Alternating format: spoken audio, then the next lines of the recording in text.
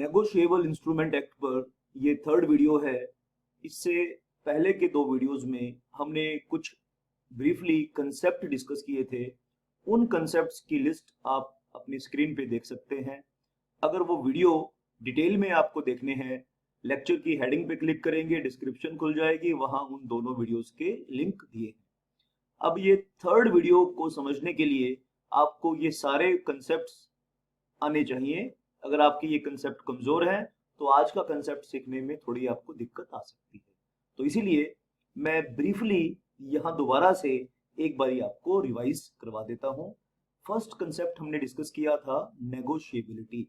नेगोशिएबिलिटी का मतलब होता है बेटा ट्रांसफरेबिलिटी, यानी अगर कोई चीज ट्रांसफरेबल है तो उसकी इस करेक्टरिस्टिक को हम नेगोशिएबिलिटी भी कह देते हैं नेगोशिएबल इंस्ट्रूमेंट एक्ट के अंदर। दूसरा वर्ड है नेगोशिएबल। नेगोशिएबल का मतलब है ट्रांसफरेबल। जब कोई चीज एक पर्सन से दूसरे पर्सन तक ट्रांसफरेबल है, ट्रांसफर हो सकती है, उसकी पोजीशन को हम ट्रांसफर कर सकते हैं, ठीक है, उसके अंदर जो प्रॉपर्टी है, जो वैल्यू है, उसको ट्रांसफर कर सकते हैं, तो उसको हम नेगोशिएबल भी कह देते हैं। ऑर्डर इंस्ट्रूमेंट और बियरर इंस्ट्रूमेंट, ठीक है। इससे पहले आपको जानना पड़ेगा कि टाइप्स ऑफ इंस्ट्रूमेंट क्या है। नेगोशिएबल इंस्ट्रूमेंट एक्ट के अंदर हम बेसिकली तीन तरह के इंस्ट्रूमेंट को डिस्कस करते हैं। एक है प्रोमिसरी नोट, दूसरा है बिल्स ऑफ एक्सचेंज और तीसरा है चेक्स। आगे ये तीनों इंस्ट्रूमेंट या तो ऑर्डर इंस्ट्रूमेंट होंगे या बेरर इंस्ट्रूमेंट होंगे। अगर इंस्ट्रूमेंट पर किसी स्पेसिफिक पर्सन का नाम लिखा है, अगर लिखा है पे टू राहुल शर्मा, ठीक है, अगर मान लीजिए किसी चेक पर लिखा है पे टू राहुल शर्मा, तो वो ऑर्डर इंस्ट्रूमेंट होगा।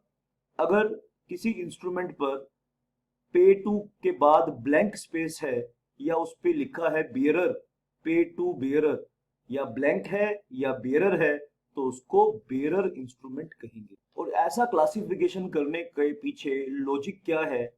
क्योंकि बेरर इंस्ट्रूमेंट की ट्रांसफरेबिलिटी, नेगोशिएबिलिटी अलग तरीके से होती है और ऑर्डर इंस्ट्रूमेंट की नेगोशिएबिलिटी अलग तरीके से होती है। अगर इंस्ट्रूमेंट बेयरर है तो मियर डिलीवरी से, यानी आप उसकी पोजीशन को ट्रांसफर करके उसकी वैल्यू भी ट्रांसफर कर सकते हैं। जैसे मान लीजिए ए के पास बेयरर चेक है, अगर वो चेक को बी को दे दे तो जो वैल्यू पहले ए ले सकता था उस चेक के अगेंस्ट, वो वैल्यू बी भी ले सकेगा, क्योंकि वो बेयरर इंस्ट्रूमेंट है। यानी जो पर्सन उसको बियर करेगा, हिंदी में बोलते हैं धारण करेगा, तो वो उसकी वैल्यू ले पाएगा। लेकिन अगर वो इंस्ट्रूमेंट ऑर्डर इंस्ट्रूमेंट है, यानी चेक के ऊपर लिखा है पे टू राहुल शर्मा, तो राहुल शर्मा को अगर उसे ट्रांसफर करना है, दो काम करने पड़ेंगे। नंबर एक, उसके ऊपर एंडोर्समेंट करना पड़ेगा।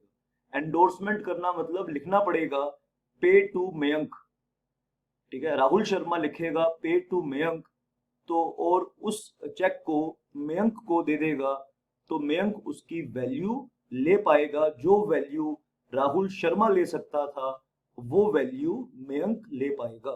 तो ऑर्डर इंस्ट्रूमेंट और बेयरर इंस्ट्रूमेंट की नेगोशिएबिलिटी यानी ट्रांसफरेबिलिटी के अलग अलग तरीके हैं। तो दोस्तों ये मोटा मोटा हमने कंसेप्ट पिछले दो लेक्चर्स में किए थे। आज के इस सेशन में मैं आपके साथ दो कंसेप्ट डिस्कस करूंगा, एक होल्डर और holder in due course.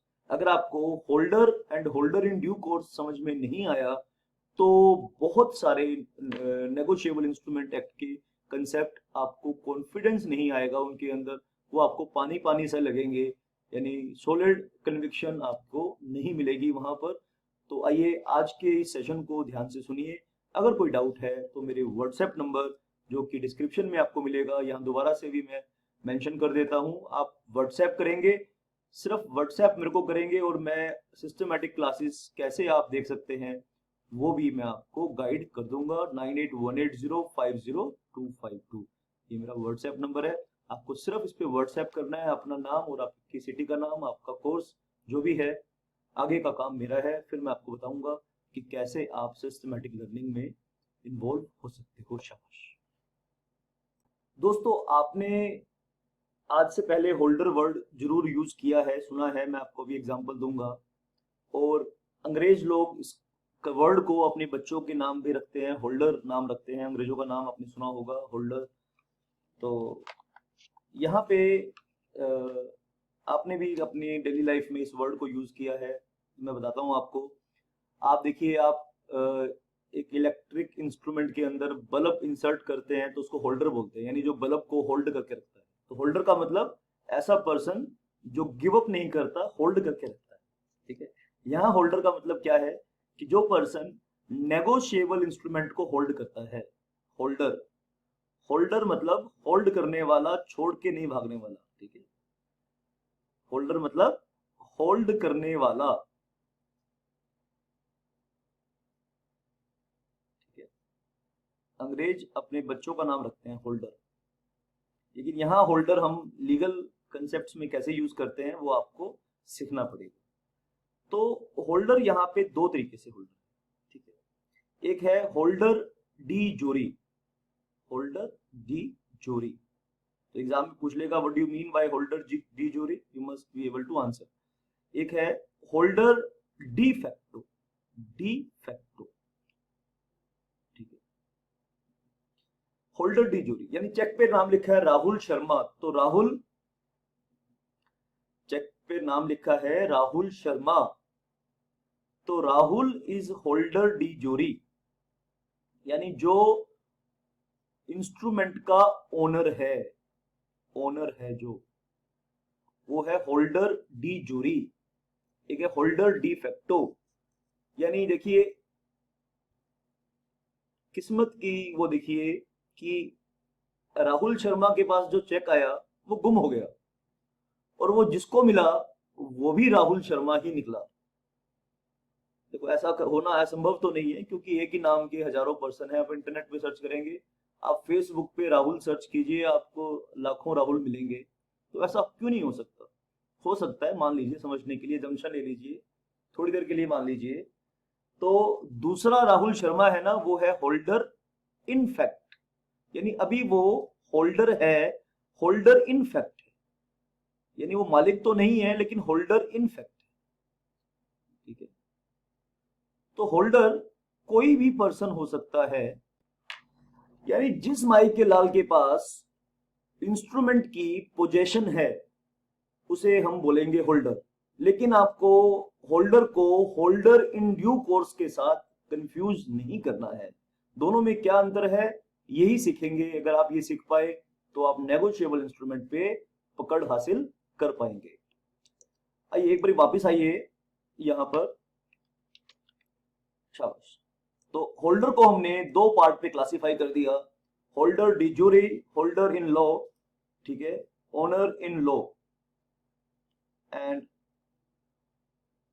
Holder in fact. यानी अभी फैक्ट ये है, सच्चाई ये है कि एक पर्टिकुलर पर्सन के पास उसकी पोजेशन है, यानी जिसके पास इंस्ट्रूमेंट की पोजेशन है उसे हम कह देंगे होल्डर, ठीक है। आइए according to section 8 of the act, आइए हम अभी लीगल प्रोविजन को यहाँ पे डिस्कस करेंगे, होल्डर का मीनिंग डिस्कस करते हैं। According to section 8 of the act, a person is a holder of a negotiable instrument who is entitled in his own name।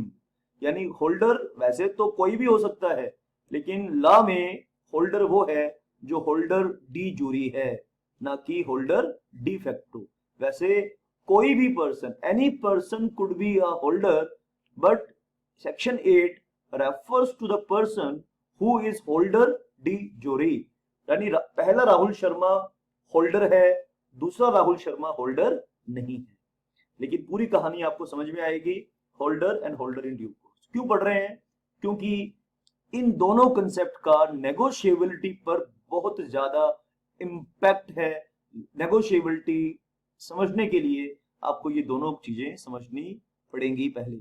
तो सेक्शन 8 क्या कह रहा है कि सेक्शन 8 कहता है कि holder of a negotiable instrument who is entitled in his own name to the possession of the instrument, यानी जिसका पोजेशन के ऊपर हक है, एंड और क्लोज टू समझने के लिए आइए मैं थोड़ा सा एग्जांपल के थ्रू पहले क्लोज टू आपको एग्जांपल क्रिएट करता हूं, फिर इसकी लैंग्वेज को हम क्लोज टू की लैंग्वेज को समझेंगे।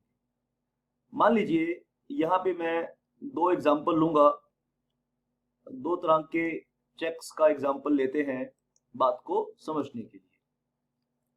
आइए दोस्तों, थोड़ा पेशेंस के साथ सीखना पड़ेगा क्योंकि बड़ा ही नाजुक कंसेप्ट है। थोड़ी सी भी लापरवाही या बेपरवाही करोगे तो समझ में नहीं आने का।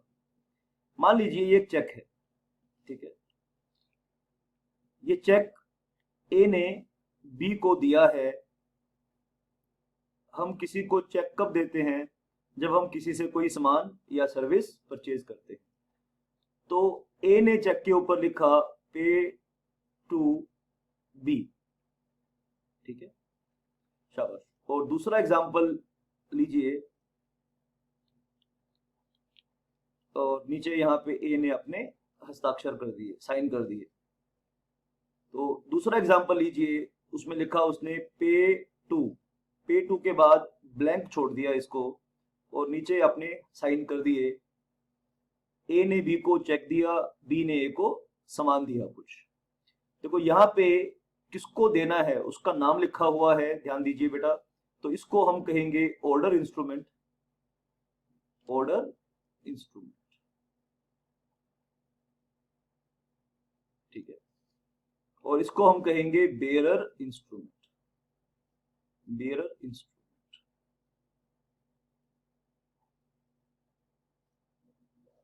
ठीक है। तो होल्डर कौन हो? In the case of order instrument जो पेई है। अब फर्स्ट वाले एग्जांपल को देखिए, यहाँ पे पेई कौन है? बी, ठीक है। यहाँ पे कौन है पेई? बी। तो बी का नाम लिखा है एज अ पेई, तो बी होल्डर है। मान लीजिए बी ने आगे सी से सामान खरीदा और सी को वही इंस्ट्रूमेंट ट्रांसफर कर दिया, ठीक है। सी ने बी को माल दिया, ए ने क्या करा? बी ने क्या किया? उस पर लिखा पे टू सी और नीचे अपने साइन कर दिए। तो इसको बोलते हैं दोस्तों एंडोर्समेंट। अब सी कौन है यहाँ पे? एंडोर्सी। तो होल्डर कौन है? होल्डर यहाँ पे दो लोग हैं। पहले होल्डर यहाँ पे बी था, बी ने ये एंडोर्समेंट कर दी पे टू सी। अब सी कौन है यहाँ पे? एंडोर्सी। तो बी एज अ पेई होल्डर है और सी एज अ एंडोर्सी होल्डर है, क्योंकि सी के नाम उस इंस्ट्रूमेंट पर एक एंडोर्समेंट हुई है। एंडोर्समेंट को और भी गहराई से मैं आपको समझाऊंगा। अभी आई होप आपको समझ में आया होगा। डाउट के केस में मेरे व्हाट्सएप नंबर आपके पास है। और बेयरर इंस्ट्रूमेंट में होल्डर होने के लिए आपको सिर्फ पोजेशन चाहिए। अगर आपके पास राइटफुल पोजेशन है तो आप होल्डर हैं उसके, ठीक है। तो होल्डर इन ड्यू कोर्स के साथ कैसे हम इसे डिफर करेंगे, आइए दोस्तों इसको हम समझेंगे। अ person who has obtain possession of an instrument by theft, अगर मान लीजिए किसी ने चोरी किया है और अंडर अ फोर्स्ड एंडोर्समेंट या घोटालेबाजी करके नकली साइन करके एंडोर्समेंट की है, is not a holder as per negotiable instrument act section 8। Section 8 में मान लीजिए राहुल शर्मा के पास इंस्ट्रूमेंट था और वो गुम हो गया, और वो जिसको मिला वो राहुल शर्मा सेक्शन 8 में होल्डर नहीं है। तो आगे की इंटरेस्टिंग एक इंसिडेंट क्रिएट करूंगा मैं, ताकि आपको कंसेप्ट समझ में आए। तो अभी दोस्तों ये बताइए कि आपको होल्डर अच्छे से समझ में आया? ठीक है, लेक्चर यहां तक आप आ चुके हैं तो लेक्चर को आप जरूर लाइक कीजिए। चलते चलते मैं आपको होल्डर इन ड्यू कोर्स के बारे में भी कंसेप्ट बताऊंगा। अभी लेक्चर में बहुत कुछ सीखना बाकी है। अभी होल्डर इन ड्यू कोर्स को भी हम सीखेंगे। शाबाश, आइए सीखते हैं। Holder in due course section 9 में आपको दिया है, लेकिन पहले एक प्रॉब्लम को समझिए, ठीक है। यानी ए ने वो इंस्ट्रूमेंट दिया था राहुल शर्मा को। आइए एक बारी पहले प्रॉब्लम क्रिएट करेंगे, फिर उसका सॉल्यूशन सेक्शन 9 आपको दे रहा है, ठीक है। शाबाश। ए ने एक इंस्ट्रूमेंट दिया यानी चेक दिया किसको? राहुल शर्मा को, ठीक है।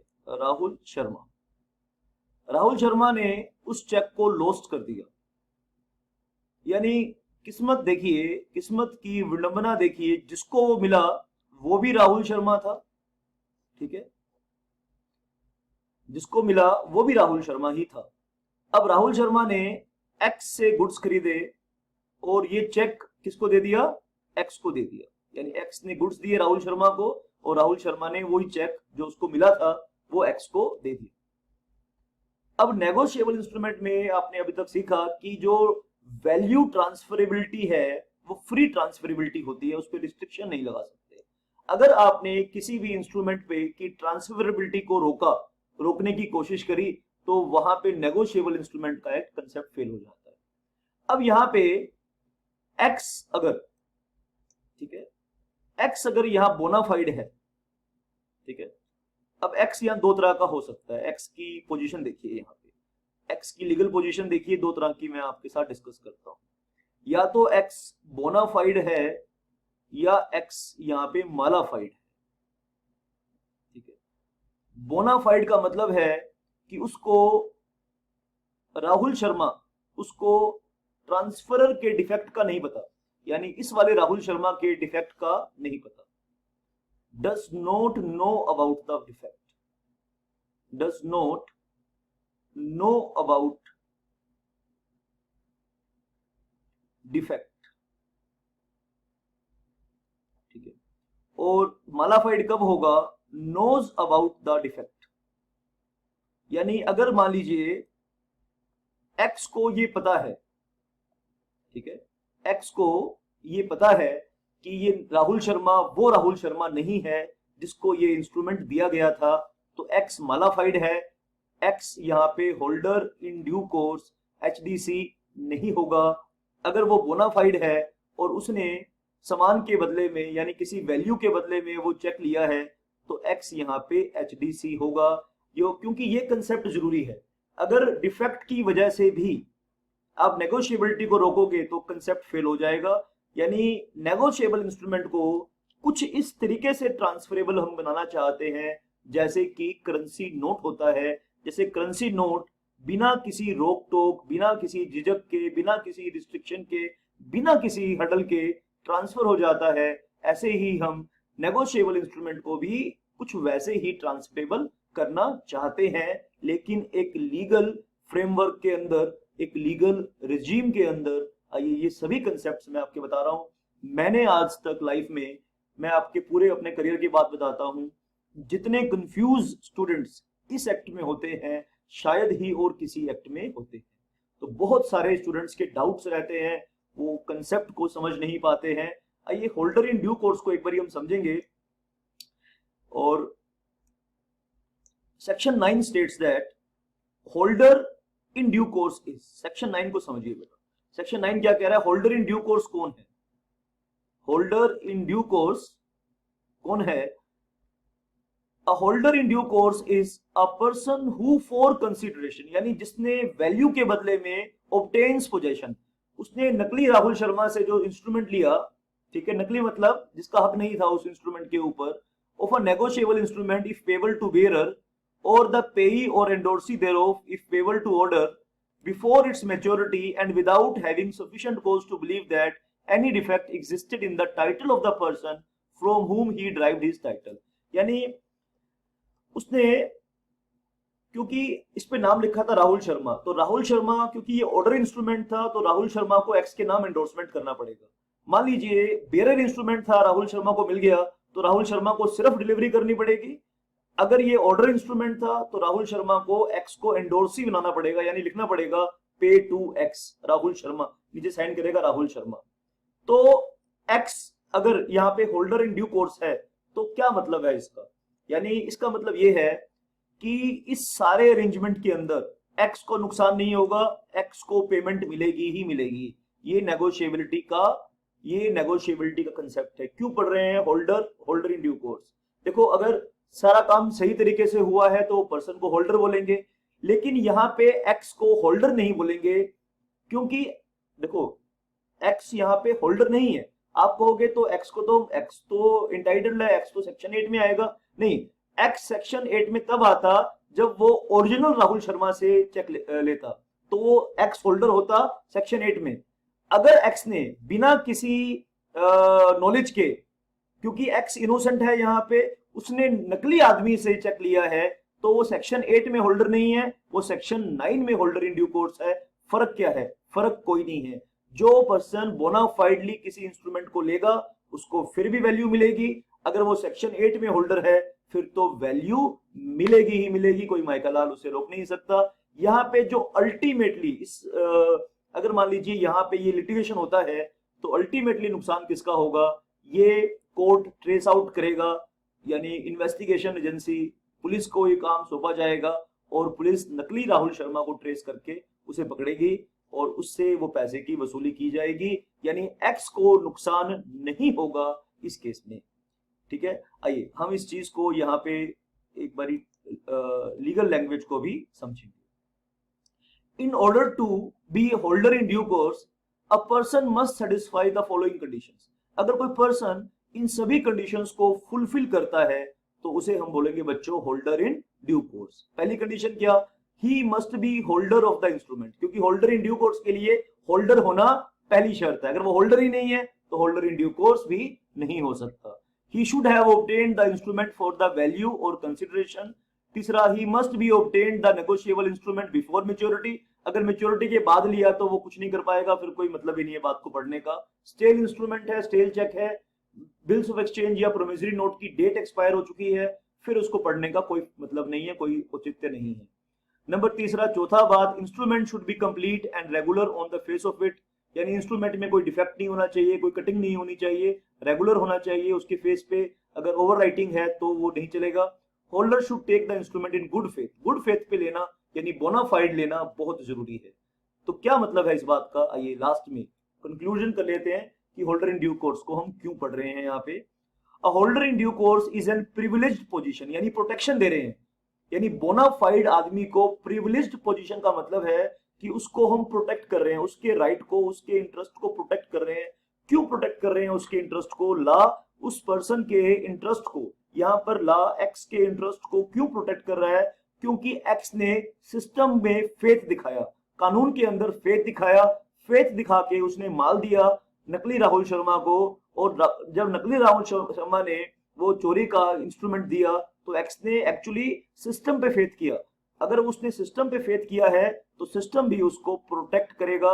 आइए देखिए कैसे, क्योंकि राहुल जो एक्स की यहाँ पे प्रिविलेज्ड पोजीशन है, यानी ला उसे प्रोटेक्ट कर रहा है। He is not only himself protected against all defects of the person from he received the instrument as current coin, but also serves as a channel to protect all subsequent holder. यानी अगर मान लो x भी आगे किसी को देता है, उनके राइट भी प्रोटेक्टेड रहेंगे। जैसे पैसे के केस में, अब आप दुकानदार हैं, आपके पास कोई आदमी पैसा लेकर आया, उसने माल खरीदा, आप क्या उससे पूछते हो भाई चोरी करके लाया है क्या? कभी पूछा आपने? कभी दुकानदार ने आपसे पूछा, आप कोई जींस खरीदने गए हो, टी शर्ट खरीदने गए हो, ग्रोसरी खरीदने गए हो, दूध खरीदने गए हो, आपने पैसे दिए, क्या किसी दुकानदार ने आज तक ये पूछा आपसे भाई चोरी के तो नहीं है? किसी ने नहीं पूछा, क्योंकि ये जम्पशन लिया जाएगा कि वो पैसा आपका ही है। ऐसे ही नेगोशिएबल इंस्ट्रूमेंट में भी जम्पशन लेंगे कि ये नेगोशिएबल इंस्ट्रूमेंट आपका है। A holder in due course can recover the amount of the instrument from all previous parties, although as a matter of fact no consideration was paid by some of the previous parties। जैसे नकली राहुल शर्मा ने चोरी किया था, उसको पड़ा हुआ मिला था तो उसके पास डिफेक्ट था। तो कहने का मतलब ये है कि जो होल्डर इन ड्यू कोर्स है, अगर उसने नकली पार्टी से वो पैसा चेक लिया है तो उसको उसके इंटरेस्ट को प्रोटेक्ट रहेगा, और उसके बाद की जितनी पार्टीज आएंगी, मान लो एक्स ने दिया वाई को, वाई ने दिया जेड को, सबको वैल्यू मिलेगी, सब वैल्यू लेने के हकदार होंगे। ठीक है, इसका कंसेप्ट ये है होल्डर इन ड्यू कोर्स का। तो दोस्तों आज के इस सेशन के लिए इतना ही है। आज के इस सेशन में मैंने होल्डर इन ड्यू कोर्स आपको समझाया है, और दोनों को समझना क्यों जरूरी है ये आगे के लेक्चर्स में भी आपको समझ में आएगा। पूरी वीडियो सीरीज आपको मिलेगी, एक एक वर्ड को, एक एक कंसेप्ट को क्रिस्टल क्लियर करते हुए चलेंगे, और ऐसा पढ़ेंगे जैसा आज तक किसी माइकल लाल ने इस एक्ट को नहीं पढ़ा होगा। This is my heartful promise to you. That's it for this session. मेरा व्हाट्सएप नंबर आपके पास है 9818050252। सिस्टमैटिक क्लासेस लेने के लिए चैनल को आप कैसे सपोर्ट कर सकते हैं, लाइक करके, शेयर करके। ठीक है, तो आप इस नंबर पर अगर आप हमारी नॉमिनल फीस पे करेंगे तो हम आपके और भी आपको सिस्टमैटिक तरीके से आपके लाइव डाउट सेशन भी लेंगे, लाइव क्लासेस भी आपकी लेंगे, अगर आप हमें सिस्टमैटिकली नॉमिनल फीस पे करके ज्वाइन करते हैं। तो that's it for this session. Thank you very much for watching and listening. God bless you, love you all.